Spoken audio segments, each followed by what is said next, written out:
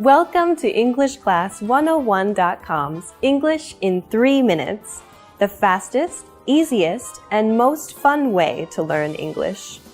Hey everyone, I'm Alicia.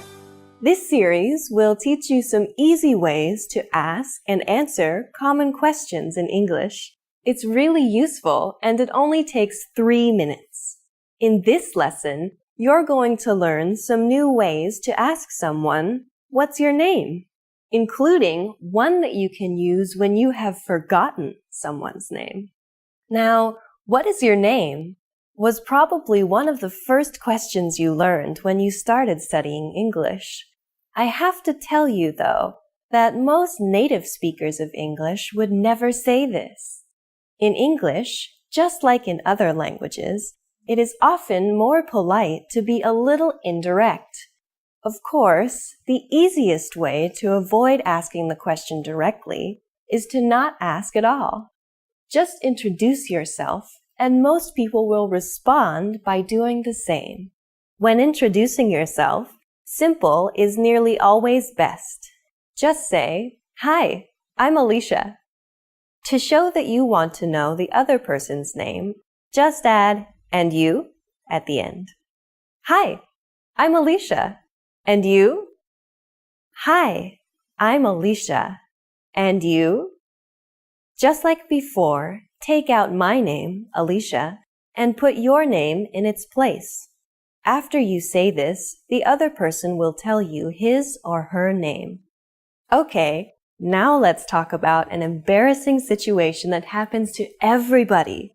You have already met this person once before, but you have forgotten their name. The most polite thing to do in this situation is to apologize and ask again. There's a simple way to do this that's also polite. "I'm sorry. What was your name again?" "I'm sorry. What was your name again?"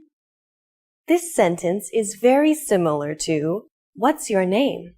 but it has 3 important differences. First, we say, "I'm sorry."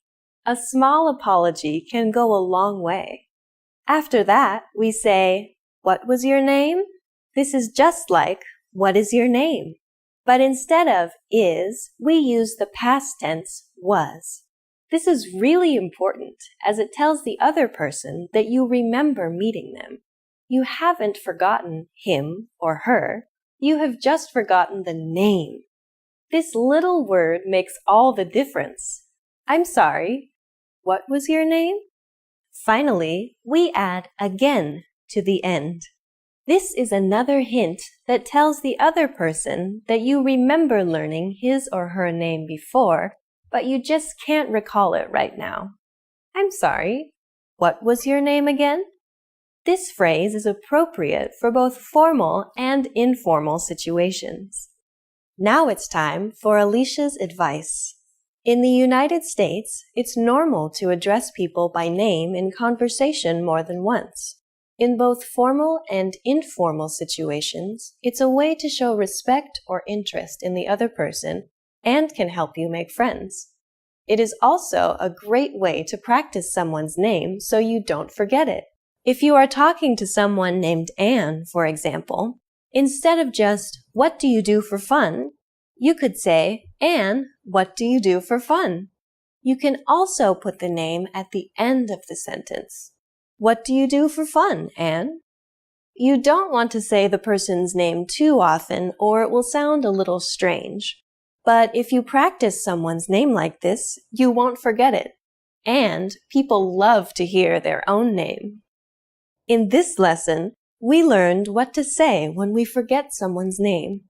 In the next lesson, you'll learn what to say when you want to get in touch with someone, whether by telephone, email, or even newer ways to communicate. What's your favorite? Let us know in the comments and join us next time for the 6th English in 3 minutes lesson. See you next time.